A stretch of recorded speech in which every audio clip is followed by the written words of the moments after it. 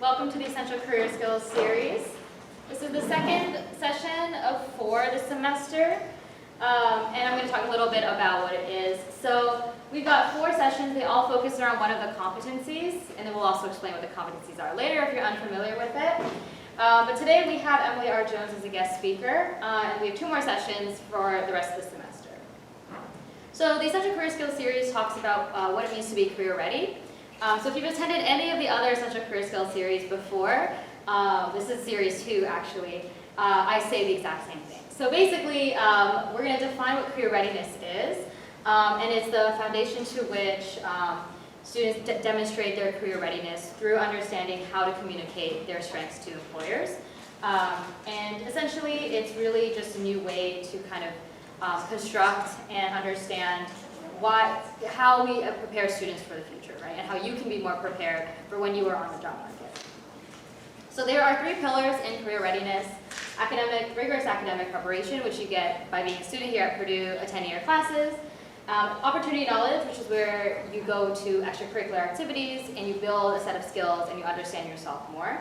And then personal agency is your initiative and your ability to take responsibility for your own future and understanding what strengths you have, how you communicate those, and how you can intentionally build your competencies and communicate that in the future.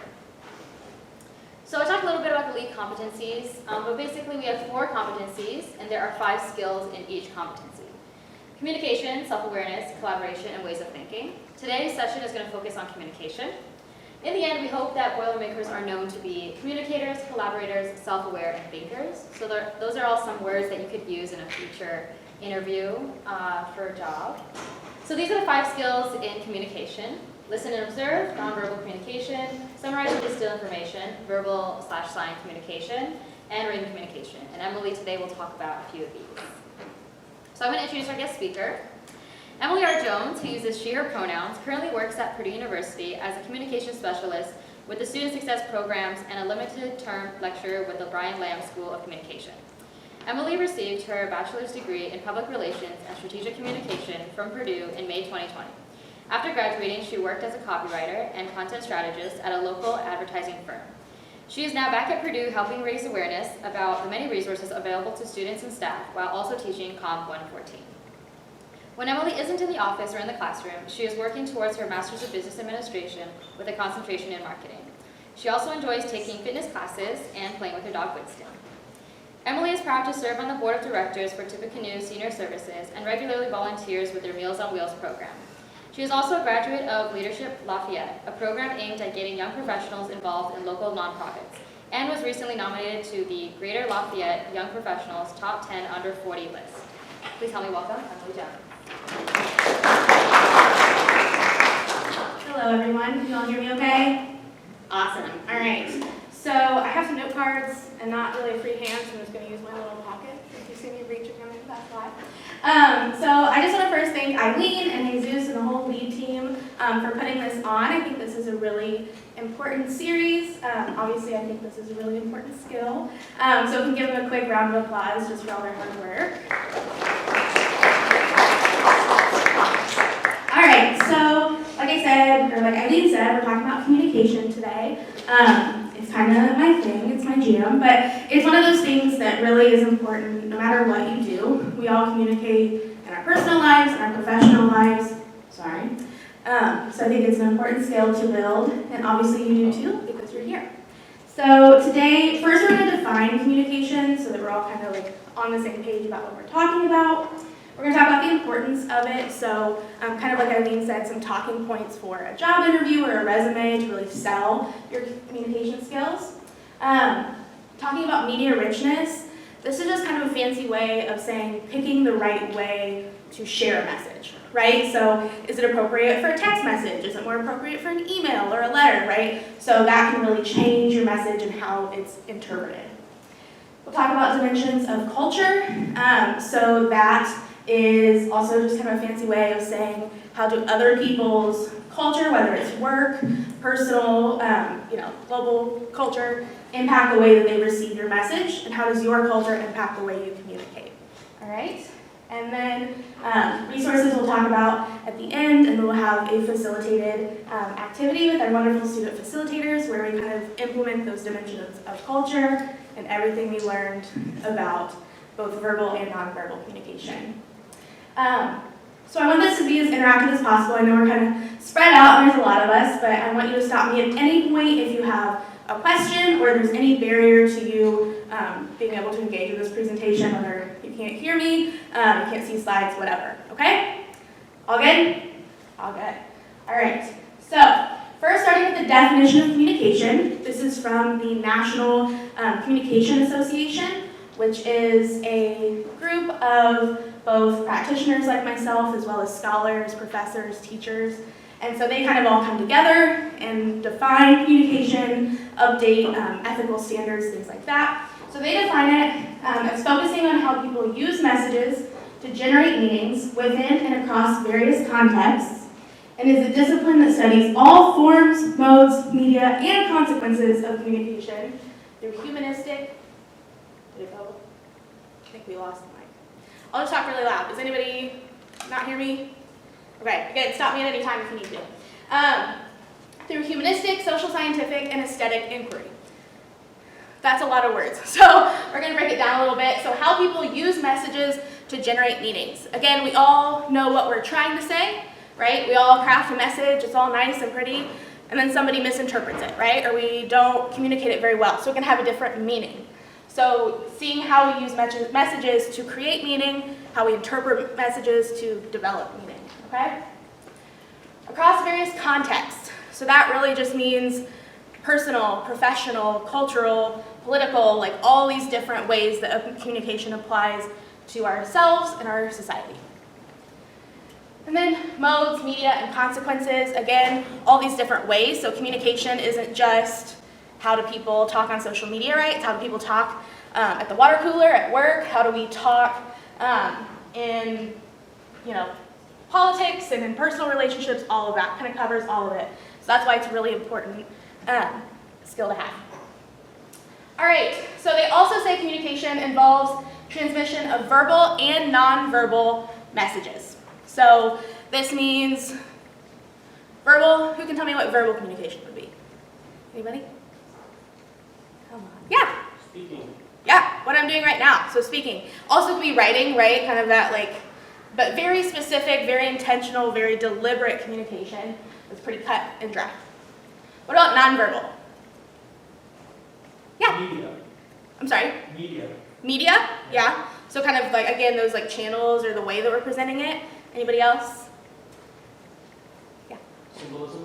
Yeah, symbolism, body language, right? It's called body language for a reason. It talks, it tells a story. Good. All right, so raise your hand if you think, is the gift gonna work? Oh no. It doesn't work? It's not working. Just imagine Ryan Gosling winking at you. All right, raise your hand if you think it's verbal. Raise your hand if you think it's nonverbal. Good, right? Not saying anything, but saying a lot, right? Okay, so kind of just saying, I'm here to complain. Not a lot of body language going on, so raise your hand if you think this is verbal. Good, raise your hand if you think it's nonverbal. Good. You guys are communication pros already. All right, just imagine a lot of drag queens sitting around giving each other side-eye and sipping on their drinks.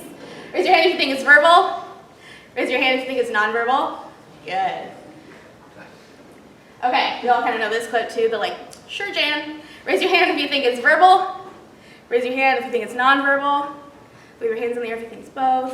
Yeah, it's both, right? So there's a little bit of both going on, and that's most communication situations. Most of the time we're not just saying something. Most of the time we're not just having body language. We're combining both and kind of adding layers of meaning. So that's why it's important to understand all these different cues. All right, so I'll breeze through this, but it's just communication involves a sender, a receiver, and a channel of communication. So that sender is encoding the message, right? So you're adding those layers. You're saying, I want to tell Jan, sure Jan, that looks good, right? So I might use some verbal language that has some deniability, right? I told her it looked good. But then I add that body language, that side eye, right? That kind of changes that meaning. So I'm encoding what I really mean different ways in my message. Receiver, they're decoding that, right? And again, this is where culture and mediums can kind of make it messy. because maybe they don't understand the side-eye look. Maybe they don't understand the tone of voice you're using. And so they can't quite decode what you really mean, right? So that's kind of message versus meaning. And then a channel, again, disrupted by that noise, whether it's cultural challenges, whether it's, you're texting them okay, and, it's K with a period, like you're trying to communicate that you're not happy about it, but maybe they're just not picking it up, right? So we'll talk about that more. So the importance of communication. Obviously, you all think it's important. You're here, you're investing your time and learning more about it. But that's because it's everywhere, all the time.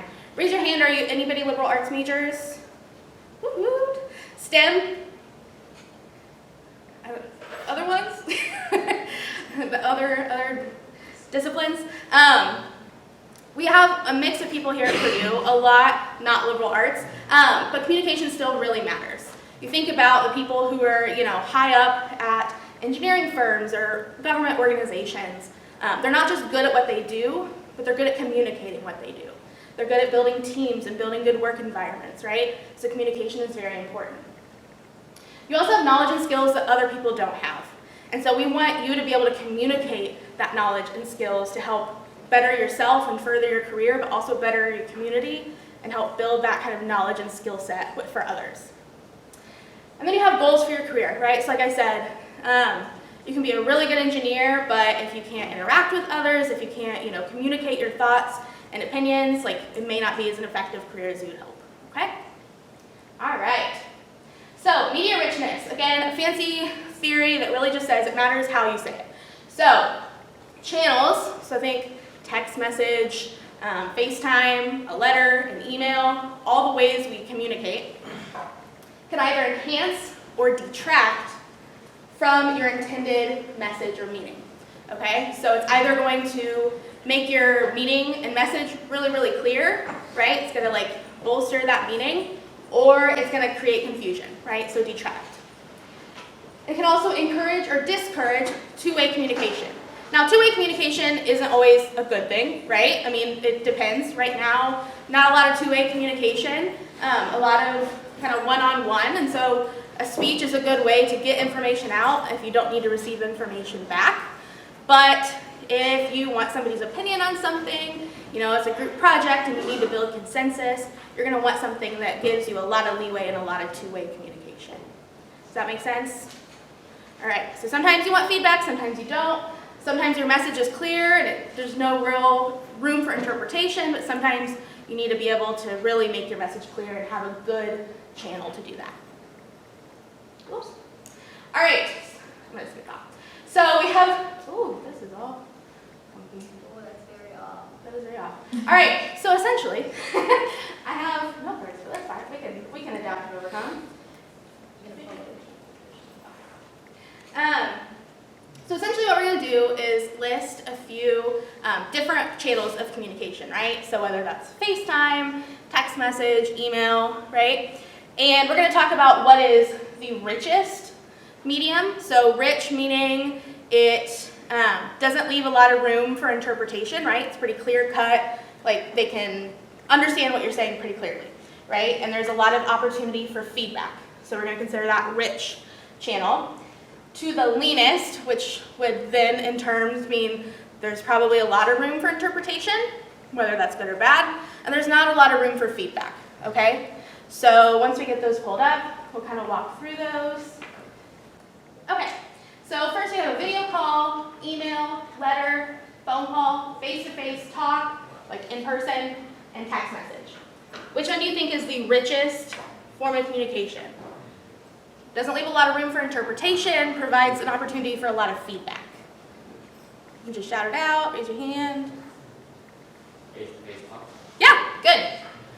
Right, so you are saying what you mean. You can kind of read their face, right? If they seem confused or seem like they're starting to get suspicious of you, you can adapt what you're saying, so not a lot of room for interpretation. And a lot of feedback. Again, that verbal or that nonverbal feedback, as well as they're like, I don't understand what you're saying, right? You can adapt. What's next? What do you think is a little less rich than face-to-face talk, but still a lot of feedback, a lot of... Video. I'm sorry? Video. Video? Yeah, a video call. Good. What next? What's kind of getting in that middle ground? Yeah. I'd say A phone call? Good. And I gave away the next one, which would be a text message. So what's a little leaner than a text message, right? So you're texting someone, pretty quick feedback, maybe a little bit of more room for interpretation, right? Like you use an emoji and you mean it one way, they interpret it another.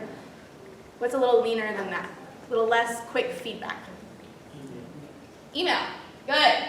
And obviously, snail mail, they're going to read it how they want to read it, and they'll get back to you when they want to, right? Good. So again, media richness just matters because it matters how you choose to communicate with people. You could have the best written email, it's perfect, or summary of a project, and you've put all this time and energy into it, but if you send it as a snail mail letter, they're not going to see it in time, right? So that matters in how you communicate.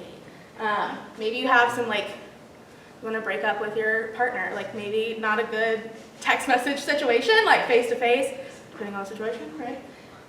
So that's why media richness matters as a communicator. Dimensions of culture. So this again is kind of some different elements that exist in culture that impact communication.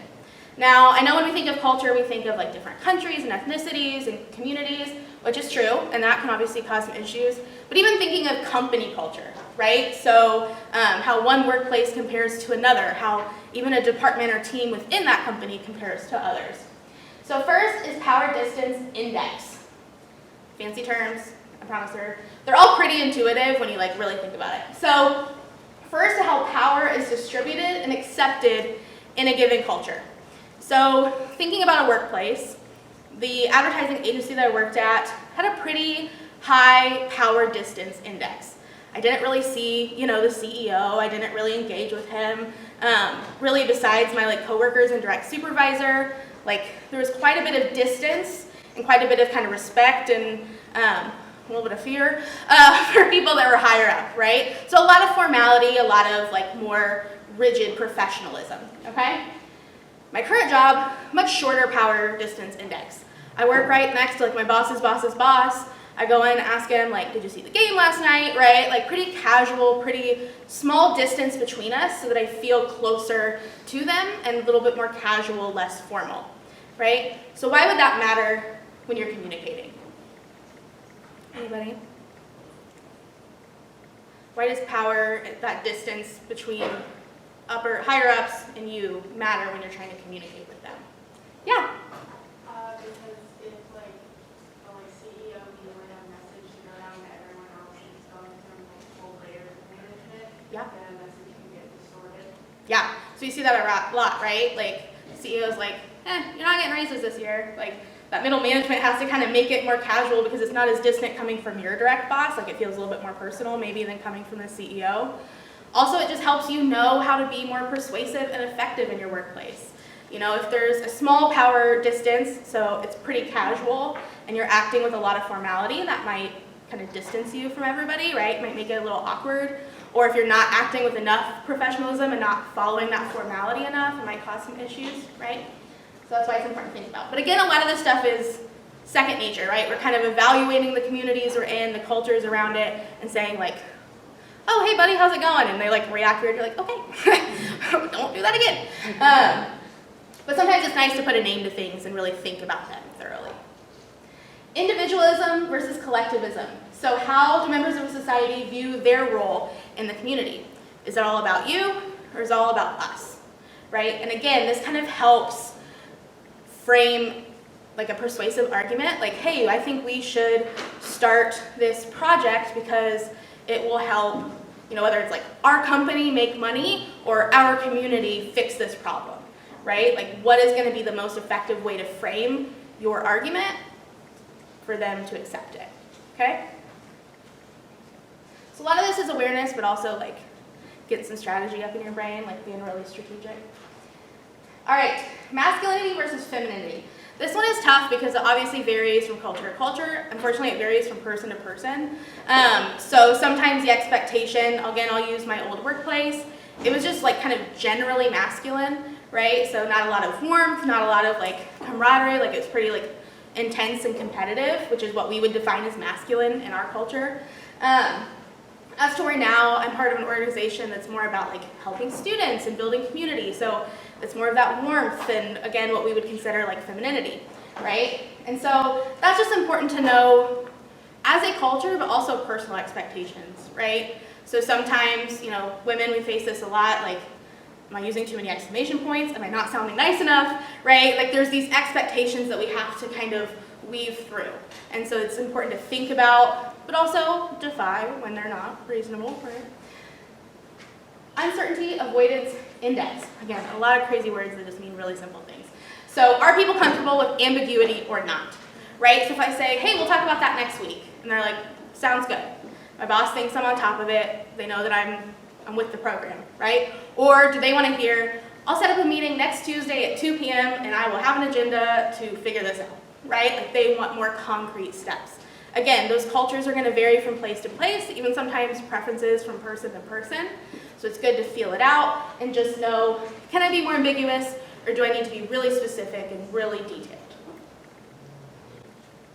Long-term versus short-term orientation. So this is just, are we traditional or are we kind of like accepting what's going on and keeping it modern?